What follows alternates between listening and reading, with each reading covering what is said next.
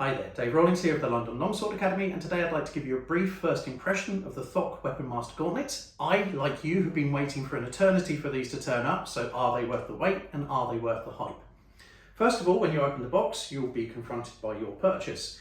It has good hard plates on the back, reasonable protection on the back of the fingers, but lots of spaces in there as well, and the end of fingers, nothing at all. Side, some padding, but not a great deal. Thumbs, good plates to stop that part getting bashed as well. This is often overlooked, so you'll have the thumb plate, but then you'll have this section which will quite often get a crack. Again, nothing on the end of the fingers, and a good plate here. Now, that's your first thing when you open the box and you go, ew, this is a bit bad, and then you get to see the concealed box, which has inside it two types of liner. First of all, this type, which I assume is to be used with rapiers, although, to be honest, I would just buy myself another pair of light leather gloves that I can use with rapiers, and don't worry about that. Save these for what I think they're best used for. So this liner, I felt, really did nothing, not too fussed about it. This liner, however, the padding is much heavier. Again, I'm not sure what the padding is, but you know, and it has end of fingertip protectors, and it's modular. I like this. You can see what it is that you're getting. It fits in. It's a little bit tough for me to get in initially, but once it fitted in, the fit of the glove was actually very, very good. Very snug, a little bit stiff, but this is to be expected of a new glove. I certainly found that when I was fencing, it was sort of like, oh, my fingers are getting a little bit tired just because of getting used to doing that. It's going to take time. It'll settle in really quickly. So I found once the liner was in, much, much better snugness, and you could really start to feel the protection in all the gaps in the fingers.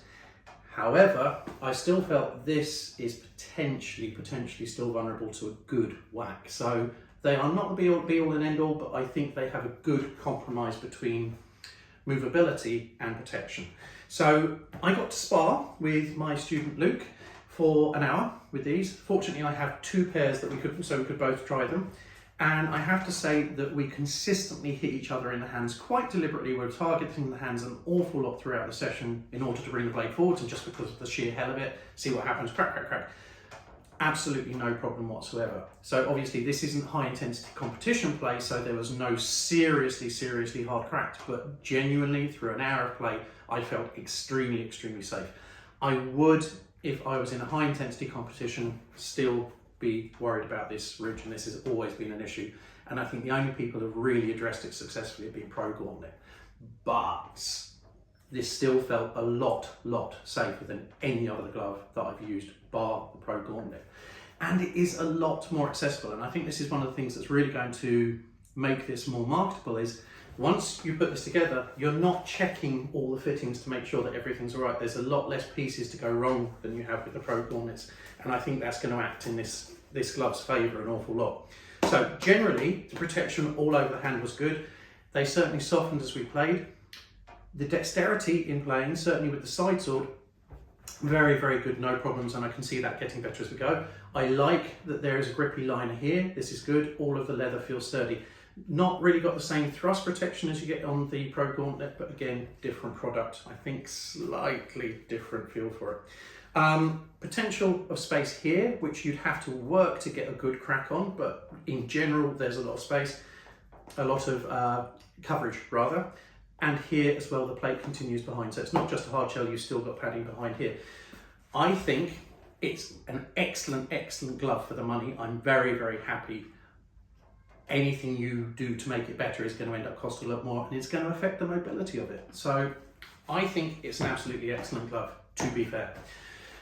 A couple of pieces that go onto it. You have the longsword protection, which makes it into a bit of a mitten glove. This, I think, has been well designed. I think there might be issues with things coming in from the angle that you don't expect and hooking on these, but surprisingly well anchored behind this plate, which is a very good thing. Anchored on the thumb, nice mitt feel, and anchors over your fingers on the inside, if you can see. Again, nice attachment. I haven't put the wrist elbow protectors on yet, at some point. I am very happy with the money. I played for an hour. My hands felt incredibly secure. For anything that I am likely to encounter in a club and a reasonably well moderated competition, I would be incredibly comfortable wearing in these.